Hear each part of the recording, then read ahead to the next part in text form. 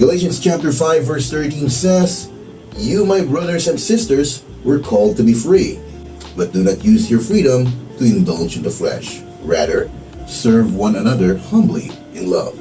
As we celebrate Philippine Independence Day, we are reminded that freedom is a gift that comes with great responsibility. Just like how our nation gained freedom through the sacrifice of many heroes, our spiritual freedom was won through Jesus Christ. Paul reminds us that we are called to be free, but this freedom is not a reason to live for ourselves. Instead, it is a call to live for God by loving and serving others. True freedom is not doing whatever we want, but choosing to follow Christ in obedience and love. We must ask ourselves, how are we using our freedom today? As citizens, we should use our freedom to help build a just and caring society.